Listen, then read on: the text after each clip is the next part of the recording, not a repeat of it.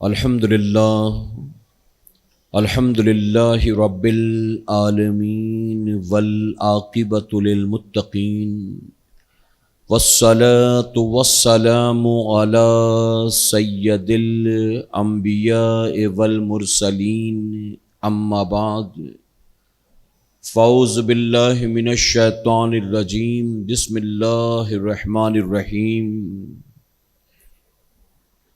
ان اللہ وملائکتہ یصلون علی النبی یا ایہا الذین آمنوا صلوا علیہ وسلموا تسلیما اللہم صلی علی سیدنا و شفیعنا و نبینا و مولانا محمد بارک وسلم صلو علیہ صلاۃ و سلام علیک یا رسول اللہ صلاۃ و سلام علیک یا حبیب اللہ صلی اللہ تعالی علیہ وسلم صدق اللہ مولانا العلی العظیم۔ پڑھیں الصلاۃ والسلام علیک یا رسول اللہ، الصلاۃ والسلام علیک یا حبیب اللہ، الصلاۃ والسلام علیک یا نبی اللہ وعلی آلک واصحابک یا نور اللہ صلی اللہ تعالی علیہ وسلم۔ رب کعبہ کی بارگاہ میں دعا ہے مولا اپنے حبیب صاحب لولاک صلی اللہ تعالی علیہ وسلم کے صدق و طوفیل ہم تمام حاضرین اور سامعین کو تو علم نافع عطا فرما، ہمیں قرآن کی تلاوت کرنے، قرآن کو سمجھنے اور قرآن کے مطابق زندگی گزارنے کی توفیق نصیب فرما۔ مولا ہم سب کے دلوں میں علم دین سیکھنے کا جذبہ اور شوق پیدا فرما۔ میرے پیارے آقا علیہ الصلاۃ والتسلیم کے پیارے دیوانوں، رمضان شریف سے پہلے ہم نے معاملات اہل سنت کے تعلق سے ترتیب وار اس ہفتہ واری اجتماع میں مختلف عنوانات پر گفتگو سماعت کیا تھا۔ درمیان میں رمضان شریف اور دیگر بڑی تاریخیں آنے کی وجہ سے اس عنوان پر گفتگو نہیں ہو سکی، لیکن آج کے ہفتہ واری اجتماع میں پھر ایک بار انشاءاللہ معاملات اہل سنت کا میں آغاز کر رہا ہوں، اور جس عنوان پر آج گفتگو شروع کر رہا ہوں انشاءاللہ اگلے ہفتے بھی اسی عنوان پر ہم اور آپ گفتگو سماعت کریں گے۔ آج کا میرا عنوان ہے قبروں کی حاضری کیوں اور کیسے۔ آپ جانتے ہیں کہ اہل سنت والجماعت کے لوگ قبروں کی حاضری دیا کرتے ہیں، چاہے وہ کسی ولی کی قبر ہو، چاہے وہ کسی عام مسلمان کی قبر ہو۔ اور قبروں پر جانے کے بعد بہت ساری چیزیں کی جاتی ہیں ایصال ثواب کے طور پر۔ کچھ مسلمان کہلانے والے فرقے ایسے بھی ہیں جو عام مسلمانوں کی قبروں پر حاضری سے منع تو نہیں کرتے، لیکن مزارات اولیاء کی حاضری سے وہ روکتے ہیں، اور عام مسلمانوں کی قبروں پر ہم جو کچھ کرتے ہیں یا مزارات اولیاء پر جو کچھ کرتے ہیں، یہ فرقے اس پر بھی اعتراض کیا کرتے ہیں۔ تو معاملات اہل سنت کے تحت انشاءاللہ ہم اسی کو سمجھنے کی کوشش کریں گے کہ چاہے وہ کسی اللہ کے ولی کی قبر ہو، چاہے ہمارے عام مرحومین کی قبر ہوں، ان قبروں پر جانا کیسا اور ان قبروں پر جانے کا طریقہ کیا ہے، یعنی کیوں اور کیسے، ہم اس کو سمجھنے کی کوشش کریں گے انشاءاللہ۔ میرے پیارے آقا علیہ الصلوۃ والتسلیم کے پیروانوں، سب سے پہلی حدیث مبارکہ حضور اکرم صلی اللہ علیہ وسلم نے واضح طور پر فرمایا کہ میں نے تمہیں پہلے قبروں کی حاضری سے روکا تھا، لیکن اب میں تمہیں قبروں کی حاضری کی اجازت دیتا ہوں۔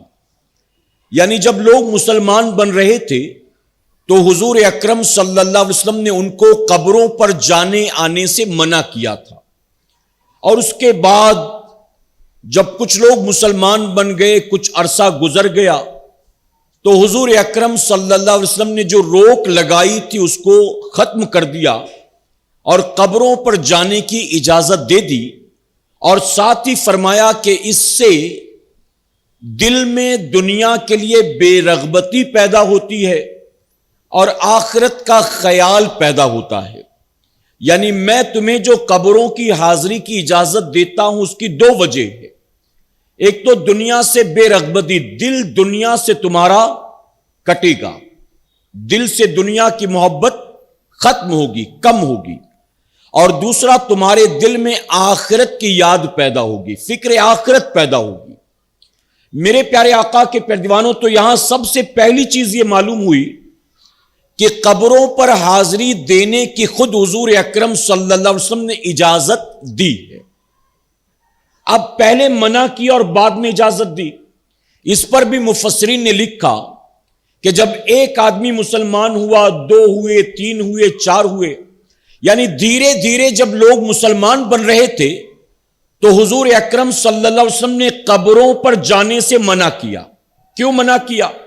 اس کی وجہ کہ اس دور میں کسی مسلمان کی قبر پر وہ نہیں جاتے، کیونکہ ابھی ابھی چند لوگ تو مسلمان بنے تھے، ان کا انتقال نہیں ہوا تھا۔ اگر قبروں پر جانے سے منع نہ کرتے تو وہ کلمہ پڑھنے والے مشرکین کی قبروں پر جاتے، جو ان کے باپ دادا پردادا تھے، ظاہر ہے کہ وہ ان کی قبروں پر جاتے۔ تو میرے پیارے آقا کے پیروانوں، جب بھی کوئی کلمہ پڑھ کر مسلمان بنتا تو حضور اکرم صلی اللہ علیہ وسلم اس کو دین کے سارے احکام سکھا دیتے تھے، کیا جائز ہے، کیا ناجائز ہے، کیا کفر ہے، کیا شرک ہے، کیا ایمان ہے، کس کی شریعت نے اجازت دی ہے، کس سے شریعت نے منع کیا ہے۔ تو جب مکمل تعلیم سے اسے آراستہ کرتے تو اسی میں میرے آقا اسے قبر پر جانے سے بھی منع کرتے تھے۔ آپ جانتے ہیں عرب والوں کا یہ دستور تھا کہ بہت سارے قبیلے ایسے تھے جو اپنے مرحومین کی قبریں اپنے گھر کے اندر بنا لیتے تھے، یعنی باپ دادا کو اپنے گھر کے اندر ہی قبر بنا کر گاڑ دیتے، اور پھر وہ اس کی بھی پوجا ایسے ہی کرتے جیسے کہ باطل معبودوں کی پوجا کرتے تھے، یعنی جو پتھر کنکر کے ساتھ ان کا سلوک ہوتا تھا بطور معبود بنا کر، اسی طرح باپ دادا کی قبروں کے ساتھ بھی سلوک کیا کرتے تھے۔ حضور اکرم صلی اللہ علیہ وسلم نے اس لیے منع کیا، لیکن جب بہت سے لوگ مسلمان بن گئے اور میرے آقا صلی اللہ علیہ وسلم کو یقین ہو گیا کہ ان کا ایمان اب پختہ ہو چکا ہے، اب یہ کامل مومن بن چکے ہیں، اب یہ جائز ناجائز کا، توحید کا، شرک کا، کفر کا فرق جانتے ہیں، تو میرے نبی نے ان کو اجازت دے دی کہ اب تم قبروں کی حاضری دو۔ اور وجہ کیا تھی؟ کہ اس سے دنیا کی محبت کم ہوگی اور آخرت کی فکر تمہارے دل میں پیدا ہوگی۔ میرے پیارے آقا کے پیروانوں، یہاں مفسرین نے فرمایا کہ قبروں پر جانے کی اجازت اس لیے تاکہ مسلمان قبرستان جائے تو قبروں کو دیکھ کر اسے اپنی قبر یاد آئے، اپنی موت یاد آئے، اپنی آخرت یاد آئے۔ جب ٹوٹی پھوٹی قبروں کو دیکھے، گری پڑی دھنسی قبروں کو دیکھے، جب دوڑتے بھاگتے کیڑے مکوڑوں کو دیکھے، جب وہاں رینگتے ہوئے کیڑوں کو اور چوہوں کو دیکھے، تو اسے یاد آ جائے کہ مجھے بھی ایک دن مر کر یہی مٹی میں ملنا ہے، اسے یاد آ جائے۔ اور جب ایک مسلمان کے دل میں قبر کو دیکھنے کے بعد موت کی اور قبر کی یاد تازہ ہو جائے گی تو ظاہر ہے کہ وہ گناہ سے بچ جائے گا، وہ اللہ رسول کی نافرمانی اور برائی سے بچ جائے گا۔ تو سب سے پہلی چیز یہ قبروں کی حاضری، کیوں؟ اس لیے کہ حضور نے قبروں کی حاضری کا حکم عطا فرمایا ہے، اور ساتھ ہی فرمایا گیا کہ حضور اکرم صلی اللہ علیہ وسلم خود شہدائے احد کی قبروں پر تشریف لے جایا کرتے تھے۔ ابھی ہمارے سامنے سے جنگ احد کی تاریخ گزری ہے، فرمایا گیا حضور اکرم صلی اللہ علیہ وسلم عادت تھی آپ کی کہ سال میں ایک مرتبہ شہدائے احد کی قبر پر ضرور تشریف لے جایا کرتے تھے، اور وہ بھی کیسے؟ صحابہ کو بھی ساتھ لے جاتے تھے۔ بلکہ جناب ابو ہریرہ سے روایت ہے کہ حضور اکرم صلی اللہ علیہ وسلم نے شہدائے احد کی قبروں پر حاضری دی، اور اس کے بعد حضور منبر پر کھڑے ہوئے، اور منبر پر کھڑے ہو کر حضور نے خطبہ پڑھا، حضور نے بیان کیا۔ اب آپ دیکھیں میرے پیارے آقا کے پیارے دیوانوں، آج احد کے میدان میں آپ جائیں تو وہاں پر ایک طرف مسجد بنا لی گئی ہے، لیکن اس وقت جب میرے آقا صلی اللہ علیہ وسلم وہاں تشریف لے گئے تھے تو وہاں صرف پہاڑ تھا، احد کا میدان تھا، اور شہدائے احد کی قبریں تھیں، وہاں کوئی مسجد نہیں تھی۔ اور آپ جانتے ہیں کہ منبر کہاں ہوتا ہے؟ منبر جو ہوتا ہے یہ مسجد میں ہوتا ہے، یہ جامع مسجد میں ہوتا ہے، یہ عید گاہ میں ہوتا ہے، منبر میدان میں تو نہیں بنایا جاتا ہے۔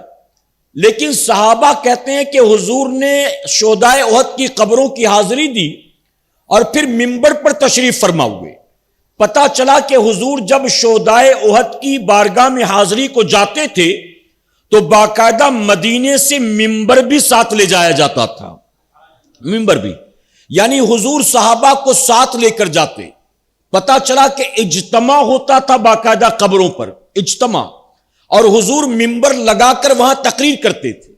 آج ہم سنیوں کے یہاں جو اولیاء کرام کا عرس پاک ہوتا ہے وہاں پر بھی منبر لگا کر، جسے آج کے دور میں لوگ اسٹیج کہتے ہیں، حالانکہ وہ اسٹیج اسے کہتے ہیں جہاں ناچ گانا ہو، جہاں ڈرامہ کھیل تماشا ہو، جہاں نعتیں پڑھی جائیں، قرآن کی تلاوت کی جائے، اللہ رسول کے فرامین، دین کے احکام، شریعت بیان کی جائے، اسے دنیا اسٹیج کے، حقیقت میں وہ منبر ہے۔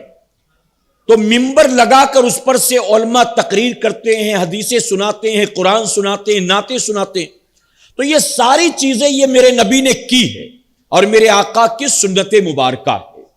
تو اب حضور نے حکم دیا اور حضور خود بھی قبر پر تشریف لے گئے، یہ بات معلوم ہو گئی۔ میرے پیارے آقا کے پیارے دیوانوں، اب یہاں پر فرمایا گیا کہ کوئی تخفیف نہیں ہے، یعنی عام مسلمانوں کی قبروں پر جاؤ، اولیاء اکرام کی قبروں پر نہ جاؤ، اولیاء کی قبروں پر جاؤ، عام مسلمانوں کی قبروں پر نہ جاؤ، اس کا کہیں کوئی حکم نہیں ہے۔ اور بلکہ مفسرین نے لکھا کہ حضور نے قبروں پر جانے کی اجازت دی تو اس سے یہ بات واضح ہو گئی کہ اولیاء اکرام کی قبروں پر بھی جانا جائز، جسے ہم مزارات اولیاء کہتے ہیں، اور عام مسلمانوں کی قبروں پر بھی جانا جائز ہے۔ عام مسلمانوں کی قبروں پر جائیں گے تو عبرت حاصل کریں گے، بزرگان دین کی قبروں پر جائیں گے تو اللہ تبارک و تعالیٰ کی اطاعت کا، اللہ کے رسول کی فرمانبرداری کا جذبہ دل کے اندر پیدا ہوگا کہ نیکوں کی قبر پر جاؤ تو احساس ہوگا آج اللہ نے ان کے مقام کو بلند اس لیے کیا کیونکہ یہ نیک تھے، فرما بردار تھے، قرآن و سنت پر عمل کرنے والے تھے۔ اگر انہی کے نقش قدم پر میں زندگی گزاروں گا تو اللہ تبارک تعالیٰ بھی مجھے اپنے نیکوں کی طرح بلند مقام عطا فرمائے گا۔ اور عام مسلمانوں کی قبروں پر جاؤ تو عبرت حاصل کرو۔ میرے پیارے آقا علیہ الصلوۃ والتسلیم کے پیارے دیوانوں، اب یہاں صوفیہ نے، مفسرین نے ایک بات اور بیان کی۔ لوگ پوچھتے ہیں کہ کیا عورتیں بھی قبروں پر جا سکتی ہیں؟ تو دیکھیں یہ اختلافی مسئلہ ہے۔ اکثریت تو منع کرتی ہے کہ عورتیں قبروں پر نہ جائیں، اور جس میں اعلیٰ حضرت عظیم البرکت نے باقاعدہ سختی سے منع کیا۔ آپ سے سوال پوچھا گیا کہ عورتوں کا قبروں پر جانا کیسا، یا مزارات اولیاء پر جانا کیسا؟ تو آپ فرماتے ہیں کہ ان کے جانے کے بارے میں تم پوچھتے ہو، سنو، ایک عورت جب کسی بزرگ کی مزار پر جانے کا ارادہ کرتی ہے تو جب تک جا کر آتی نہیں اس عورت پر اللہ اور اس کے فرشتے لعنت بھیجا کرتے ہیں. اللہ اور اس کے فرشتے. آپ نے 3 چیزیں فرمائی. فرماتے ہیں کہ جانے آنے میں اللہ اور اس کے فرشتوں کی لعنت، باہر نکلے گی تو شیاطین اس کو گھیر لیں گے، جیسے ہی گھر سے نکلی اس کو شیاطین گھیرے میں لے لیں گے. اور تیسری چیز فرماتے ہیں کہ جب وہ پلٹ کر آئے گی، یعنی مزار پر گئی، وہاں پہنچے گی تو اللہ کے ولی کی بھی لعنت ہوگی، اور واپس لوٹے گی تو فرماتے ہیں اللہ کی لعنت ساتھ لے کر لوٹے گی. رحمت لے کر نہیں لوٹی، برکت لے کر نہیں لوٹی، ساتھ لعنت لے کر لوٹی ہے. اس لیے سختی سے اعلیٰ حضرت عظیم البرکت نے منع فرمایا. اور جن بزرگوں نے اجازت دی ہے، اختلافی مسئلہ ہے، جن بزرگوں نے اجازت دی انہوں نے کہا اگر کچھ شرائط کا خیال رکھتے ہوئے عورت کسی بزرگ کی مزار پر یا اپنے عام مرحومین کی قبر پر جائے تو جا سکتی ہے. سب سے پہلی چیز فرماتے ہیں کہ پوری طرح پردے کے ساتھ وہ جائے، پوری طرح پردے کے ساتھ. دوسری چیز فرماتے ہیں کہ جہاں وہ جا رہی ہے وہاں پر مرد و عورت کی خلط ملط نہ ہونے پائے، مرد و عورت کی خلط ملط نہ ہو. اب بتائیے آج قبرستان کی بات کی جائے یا کسی بزرگ کے عرس کی بات کی جائے یا جمعرات کو مزارات اولیاء کی بات کی جائے، کیا کوئی ایسی جگہ ہے جہاں پر ان دونوں چیزوں پر احتیاط ہو سکتا ہے؟ وہ گھر سے پورے پردے کے ساتھ اگر چلی بھی جائے تو وہاں جانے کے بعد تو مرد و عورت کی بے پردگی کا معاملہ ہوتا ہی ہے نا، خلط ملط تو ہوتی ہے. میرے پیارے آقا کے پیروانوں، فرمایا کہ عورت اگر جا رہی ہے تو کچھ شرطوں کے ساتھ اس کو اجازت ہے جانے کی، اور وہ شرطیں کیا؟ پوری طرح پردے کے ساتھ جائے، کسی محرم کے ساتھ جائے، اور ایسی جگہ جائے جہاں بے پردگی کے امکانات نہ ہو، مرد و عورت کی خلط ملط نہ ہو. لیکن آج کے دور یہ ممکن نہیں ہے. اس لیے اکثر صوفیاء نے منع کیا کہ اگر یہ ساری چیزیں نہیں ہو سکتی ہیں تو بہتر ہے کہ وہ نہ جائے. اور اعلیٰ حضرت عظیم البرکت نے روکا تو آپ نے راستہ دیا. فرماتے ہیں کہ تو ولی کی مزار پر جا کر جو کچھ کرنے والی تھی، اگر باوضو مصلی بچھا کر اپنے گھر بیٹھے اور وہاں بیٹھ کر وہ ساری چیزیں کرے تو تجھے بن مزار پر گئے اللہ ولی کا فیض عطا فرمائے گا. یعنی ہم جائیں گے تو فیض یاب ہوں گے اور وہ گھر بیٹھے بیٹھے اللہ کے ولی کا فیض حاصل کر لے گی. آج ہم دیکھتے ہیں عورت کا پردے کے ساتھ جانا کہیں نظر آتا ہے؟ آج تو باقاعدہ عورتیں سج سنور کر نکلتی ہیں مزارات پر جانے کے لیے. کہیں بھی جا کر دیکھ لو، آپ کسی بھی بزرگ کی بارگاہ میں آپ جا کر دیکھ لو، بامبے میں رہتے ہو ماہم شریف جا کر دیکھ لو، حاجی علی جا کر دیکھ لو، عبد الرحمان شاہ بابا، عبدالسلام بابا، جہاں وہ اولیاء اکرام آرام کر رہے جا کر دیکھو. آپ باقاعدہ پوری فیملی تیار ہو کر کہاں جا رہے؟ حاجی علی جا رہے ہیں، حاجی ملنگ جا رہے ہیں. اب تو بڑے بڑے مال کھل گئے بامبے میں، تو آدھی پبلک باسی عید کو وہاں ڈائیورٹ ہو گئی، ورنہ پہلے مسلمانوں کے گھومنے کا یہی اڈا تھا. لوگ باقاعدہ عید کے دوسرے دن پوری فیملی تیار ہو کر سج سنور کر بیٹی بہن ماں بیوی سب کو ساتھ لے کر پہنچ جاتے تھے کسی نہ کسی ولی کی بارگاہ میں. میرے پیارے آقا کے پیروانوں، وہاں جا کر کیا ہو رہا ہے؟ وہاں ولی کی بارگاہ میں حاضری کا مقصد پکنک ہے، گلچھرے اڑانا، مزے کرنا، ٹائم پاس کرنا. عورتیں بھاگ رہی، ایک لڑکی بھاگ رہی ہے، دو نے دوڑا رکھا ہے. اگر کہیں ایسی جگہ گئے جہاں پانی بھی ہے سمندر بھی ہے تو باقاعدہ وہ پانی کے اندر بھی اتر رہی ہیں، اسی طرح سے آ رہی ہیں جا رہی ہیں، چہرہ کھلا ہے، بال کھلے ہیں، چیخ رہی ہیں، چلا رہی ہیں، ہنسی مذاق کر رہی ہیں. اب بتائیے دن بھر ٹائم پاس کر کے گھر لوٹیں گی تو کیا لے کر آئیں گی؟ اعلیٰ حضرت فرماتے اللہ کی لعنت لے کر گھر لوٹیں گی. تو جب دن بھر تو نے اللہ کی لعنت بٹوری ہے تو کیا اللہ تیرے گھر میں اپنی رحمت کا نزول فرمائے گا؟ اللہ تیرے شوہر بیٹے اور باپ کی روزی میں برکت کا نزول فرمائے گا؟ تو فرماتے حضور نے قبروں کی حاضری کی اجازت دی، مرد و عورت کی پابندی نہیں لگائی. تو اس سے مراد اجازت دونوں کو ہے. لیکن موجودہ دور میں جو حالات ہیں، ان حالات میں چونکہ بے پردگی کے امکانات ہیں، اس لیے اکثر بزرگوں نے عورتوں کو مزارات پر جانے سے اور قبرستان جانے سے منع فرمایا ہے. آگئی بات سمجھ میں آپ کی؟ ہم نے دیکھا قبرستان میں کوئی جھاڑ پھونک کرنے والا برآمد ہو جائے، کوئی نیا جھاڑ پھونک کرنے والا پیدا ہو جائے تو عورتیں باقاعدہ اس کے پاس جا کر لائن لگاتی ہے. یہ نہیں دیکھتی قبرستان میں ہمیں جانا منع ہے. اگر قبرستان میں عورتوں کو جانے کی اجازت ہوتی تو مردوں کو غسل بھی وہ دے رہی ہوتی، جنازے کو کاندھا بھی دے رہی ہوتی. میرے ابا کا جنازہ میں کیوں نہ دوں؟ وہ جنازے کو کاندھا بھی دیتی، وہ نماز جنازہ بھی پڑھتی. جیسے مرد مٹی دیتے وہ مٹی بھی دینے میں شریک ہوتی. جب شریعت نے ان ساری چیزوں سے منع کیا ہے تو یوں قبرستان آنے جانے کی اجازت ہوگی؟ میرے پیارے آقا کے پیروانوں، ہم نے دیکھا، ہم کبھی یو پی، بہار، جھارکھنڈ وغیرہ جاتے، ہم نے وہاں دیکھا وہاں بھی قبرستان ہوتے ہیں، لیکن بعض لوگ اپنے باغ میں اپنے خاندان کے قبرستان بنا لیتے ہیں. بعض لوگوں نے اپنے کھیت میں قبرستان بنا رکھا ہوتا ہے، یعنی وہیں دادا بھی دفن ہے، وہیں نانا بھی، والد کا انتقال، یعنی وہ ان کے اپنے لوگوں کی قبریں ہوتی، عام لوگوں کی نہیں.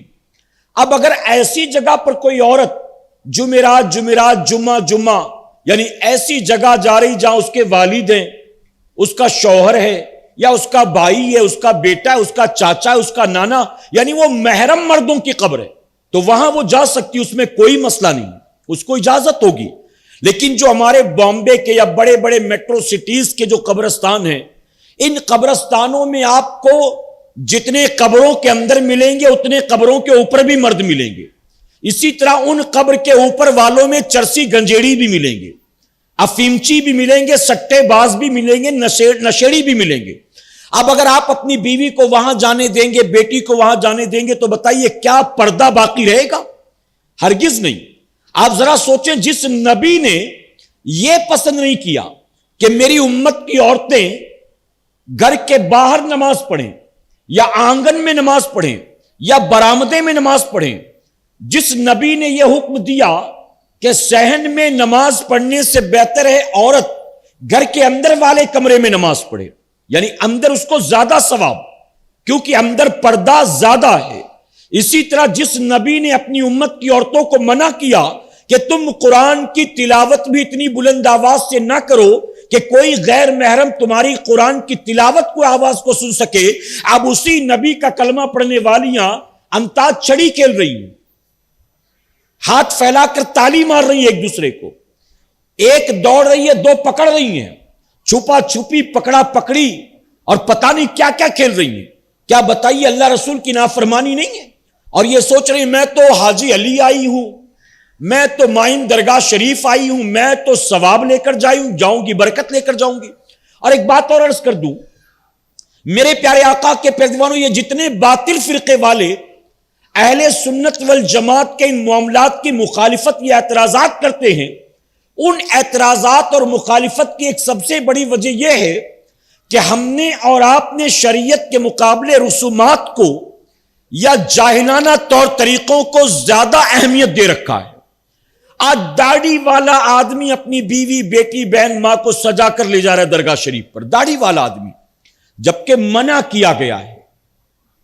عائشہ صدیقہ رضی اللہ تعالیٰ عنہا خود فرماتی ہیں کہ جب تک میرے کمرے میں یعنی میرے گھر میں حضور اکرم صلی اللہ علیہ وسلم کی مزار تھی، میں جیسے ہوتی جب چاہتی وہاں چلی جاتی تھی، کیونکہ حضور میرے شوہر تھے، میں ان کی بارگاہ میں حاضر ہو جاتی جیسے ہوتی. پھر بعد میں جب وہاں میرے بابا سیدنا صدیق اکبر رضی اللہ عنہ کو دفن کیا گیا تو بھی میں وہاں آتی جاتی تھی. لیکن جب ان کے بغل میں سیدنا عمر فاروق اعظم رضی اللہ عنہ کو دفن کیا گیا تو فرماتی میں نے پھر وہاں آنا جانا چھوڑ دیا، میں نے وہاں آنا جانا چھوڑ دیا، اور اگر کبھی جاتی بھی ہوں تو بہت پردے کے اہتمام کے ساتھ جایا کرتی ہوں، بہت پردے کے اہتمام کے ساتھ. کیوں؟ کیونکہ جو دو قبریں پہلے سے تھی وہ تو عائشہ صدیقہ کے محرم تھے، ایک شوہر دوسرے والد، لیکن تیسرے جو آ گئے سیدنا عمر فاروق اعظم وہ غیر محرم تھے. تو فرماتی میں نے جانا چھوڑ دیا اور جاتی تو پردے کے ساتھ. اب بتائیے جب ام المومنین، ارے وہ جیسے ہماری اور آپ کی ماں ہیں، ویسے ہی امتی ہونے کی بنیاد وہ سیدنا عمر فاروق اعظم کی بھی ماں ہوئی، عثمان غنی کی بھی ماں ہوئی، مولائے کائنات کی بھی ماں ہوئی۔ اب بتائیے جو نبی کی نسبتوں کی بنیاد عمر فاروق اعظم کی ماں لگتی ہیں، وہ ام المومنین خود بھی اگر جاتی تو مکمل طور پر پردے کے ساتھ جاتی تھی، اور آج مزارات پر آپ جا کر دیکھیں مگر میں اپنی بات بتاؤں تو معذرت کے ساتھ کہوں گا، ہم کسی ولی کی بارگاہ میں حاضری دیتے ہیں تو اطمینان و سکون، خشوع اور خضوع کے ساتھ فاتحہ پڑھنا محال ہو جاتا ہے، کیونکہ ایک طرف ہم کھڑے ہوتے ہیں فاتحہ پڑھنے کے لیے اور سامنے سے عورتوں کا تانتا لگا ہوتا ہے، ایک آ رہی، دو آ رہی، تین آ رہی، اور ہوتا کیا ہے؟ وہ جو وہاں جھاڑ پھونک کرنے والے، وہ جو وہاں پانی پلانے والے اور وہ جو نذرانے لینے والے ہوتے مجاور، ان کی توجہ مردوں پر کم عورتوں پر زیادہ ہوتی۔ کیوں؟ کیونکہ ان کی دکان عورتوں سے چلتی ہے۔ چراغی عورت دے گی، پریشانی عورت کو، تعویذ وہ لے گی، راکھ وہ لے جائے گی اگربتی کی، چراغ کا تیل وہ لے جائے گی، نیاز کو، پھول کو مزار پہ گھما کے وہ لے جائے گی، وہ ساری چیزیں عورتوں کے ساتھ وابستہ ہے۔ تو چونکہ ان کا پیٹ جڑا ہے عورتوں کے ساتھ، اس لیے عورتوں پر زیادہ توجہ، عورتوں کو منع بھی نہیں۔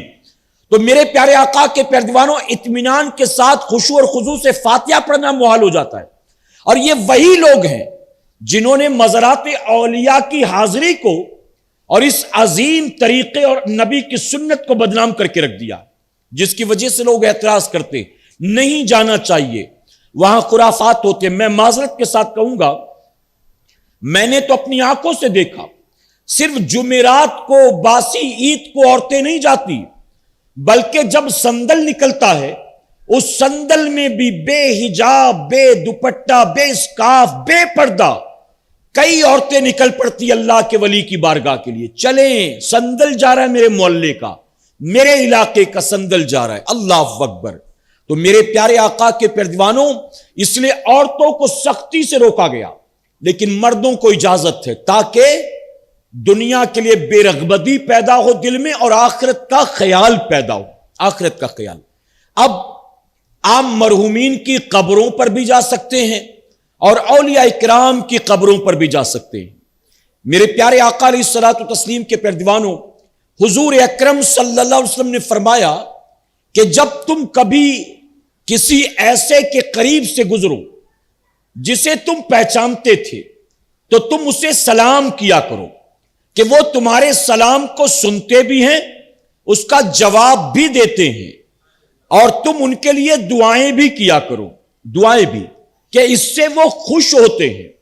حدیث مبارکہ میں آتا ہے، ابن عباس رضی اللہ عنہ سے روایت ہے، حضور اکرم صلی اللہ علیہ وسلم نے فرمایا کہ مردہ قبر میں ایسے ہوتا ہے جیسے کہ سمندر میں کوئی ڈوبنے والا، اور وہ منتظر ہوتا ہے اپنے گھر والوں کا، اپنی اولاد کا، اپنے بھائیوں کا، اپنے قریبی دوستوں کا منتظر ہوتا ہے، اور حضور فرماتے ہیں کہ وہ تمہاری دعاؤں سے بہت خوش ہوتا ہے، یعنی تم اس کے لیے جو دعائیں کرتے ہو نا، ان دعاؤں سے اس کو بڑی خوشی حاصل ہوتی ہے۔ اور میرے نبی نے فرمایا کہ جیسے قبر کے اوپر والا سنتا ہے ویسے ہی قبر کے اندر والا بھی سنتا ہے۔ آقا نے فرمایا کہ جب تم جاؤ تو جا کر وہاں سلام کیا کرو۔ اب سلام کس سے کرتے بتاؤ؟ زندہ سے سلام کرتے کہ مردے سے؟ جی، سلام زندہ سے کرتے کہ مردے سے؟ اچھا، سلام کرنا سنت ہے اور جواب دینا کیا ہے؟ واجب۔ اب اگر ہم سلام کریں گے اور وہ جواب دے ہی نہیں سکتا ہے تو ظاہر ہے کہ واجب ترک ہوگا۔ اب اگر وہ سلام کا جواب نہ دے گا تو حضور تو سلام کا حکم ہی نہیں دیتے نا، سلام کا حکم تو دیتے ہی نہیں۔ اب بظاہر اس کی آواز ہمارے کانوں تک نہیں پہنچ رہی ہے، ہم سن نہیں رہے اس کے جواب کو، لیکن امام الانبیاء نے فرما دیا کہ وہ سنتا بھی ہے اور وہ جواب بھی دیتا ہے، جواب بھی۔ تو جب قبرستان جاؤ تو قبر والوں سے سلام کیا کرو کہ انشاءاللہ السلام علیکم یا اہل القبور، سلام کیا کرو۔ اب میرے پیارے آقا کے پیروانوں، ایک پیاری بات عقائد اہل سنت کی یہاں واضح کر دوں۔ جب قبرستان جاؤ تو حضور نے صرف یہ نہیں کہا کہ قبر والوں سے سلام کرو، سلام کا طریقہ بھی عطا فرما دیا، ورنہ ہم قبرستان جاتے کہتے ہیں السلام علیکم ابا جان، السلام علیکم امی جان، ہم یوں سلام کرتے، لیکن حضور نے طریقہ بتلایا، کیا فرماتے ہیں السلام علیکم یا اہل القبور، اے قبر والو تم پر سلامتی ہو۔ اب یہاں پر حضور نے یا اہل القبور فرمایا، لفظ یا کا استعمال کیا، حالانکہ جب اس عنوان پر میں نے گفتگو کی تھی تو اس کی وضاحت کی تھی، لیکن آج بات آئی تو یہ بتاتا چلوں، کچھ نئے لوگ ہیں وہ سن لیں۔ حضور نے فرمایا قبر والوں سے کہو السلام علیکم یا اہل القبور۔ عام قبر والوں کو جب یا کہہ کے بلا سکتے ہیں تو اپنے نبی کو یا کہہ کے کیوں نہیں بلا سکتے ہیں؟ مخدوم ماہمی کو یا کہہ کے کیوں نہیں بلا سکتے ہیں؟ غوث اعظم کو یا کہہ کے کیوں نہیں بلا سکتے ہیں؟ مولائے کائنات کو یا کہہ کے کیوں نہیں بلا سکتے ہیں؟ ہمارے قبرستان میں، ہمارا جو کرلا کا قبرستان ہے یا جو بامبے کے قبرستان ہے، ناریل واڑی ہے، سونا پور ہے، چھوٹا سونا پور ہے، بڑا ناریل واڑی، جہاں بھی آپ جائیں، ان قبرستانوں میں کہیں بھی کسی نبی کی قبر نہیں ہے۔ بتائیے، ہے نا؟ بھلے اللہ کے ولیوں کی قبر ہوگی، نیکوں کی ہوگی، علماء کی ہوگی، حفاظ کی ہوگی، دیندار کی ہوگی، نمازی کی ہوگی، پرہیزگار کی ہوگی، لیکن ہمیں نہیں پتا کسی نبی کی قبر ہے کیا۔ تو عام قبرستان میں جب قبر والوں کو یا کہہ کے سلام کہہ سکتے ہیں تو یا نبی سلام علیکہ بھی کہہ سکتے ہیں، الصلاۃ والسلام علیکہ یا رسول اللہ بھی کہہ سکتے ہیں۔ آگئی بات سمجھ میں؟ میرے پیارے آقا علیہ الصلاۃ والتسلیم کے پیروانوں، تو قبروں پر حاضری کیوں، یہ میں نے آج بتا دیا۔ اب چونکہ میرا وقت مکمل ہو گیا، قبروں پر حاضری کیسے، اس پر انشاءاللہ اگلے ہفتے بولوں گا۔ اب کیسے میں آپ یہ سیکھیں گے کہ قبروں پر حاضری کا طریقہ کیا ہے، حضور نے طریقہ کون سا دیا، مزار پر جائیں تو طریقہ کیا، عام مسلمانوں کی قبروں پر جائیں تو طریقہ کیا، اور پھر ہم یہ بھی سنیں گے کہ قبروں پر جانے سے فائدہ کیا ہوتا ہے، یعنی ولی کی قبر پر گئے تو کیا فائدہ، عام مسلمان کی قبر پر گئے تو کیا فائدہ۔ ٹھیک ہے، تو اگلے ہفتے انشاءاللہ ان دو چیزوں کی وضاحت ہوگی۔ آج میں نے کوئی واقعہ بیان نہیں کیا، آج میں نے ایک دو حدیثیں بیان کی اور اس کی وضاحت کر کے بات عقلوں میں بٹھانے کی کوشش کی ہے میں نے۔ اگلے ہفتے انشاءاللہ حاضری کا طریقہ اور حاضری کے فائدے ہم سماعت کریں گے۔ اللہ اپنے محبوب پاک کے صدقے ہمیں آپ کو سب کو کہنے سننے سے زیادہ عمل کرنے کی توفیق عطا فرمائے۔ درمیان گفتگو مجھ سے جانے انجانے میں کوئی غلطی خامی رہ گئی، آپ سب کو گواہ بنا کر سچے دل سے توبہ کرتا ہوں۔ رب میری توبہ قبول فرمائے اور ہماری محفل پاک کو میرا کریم قیامت میں ہمارے لیے، ہمارے والدین کے لیے بخشش اور نجات کا ذریعہ بنائے۔ وما علینا الا البلاغ۔ السلام علیکم۔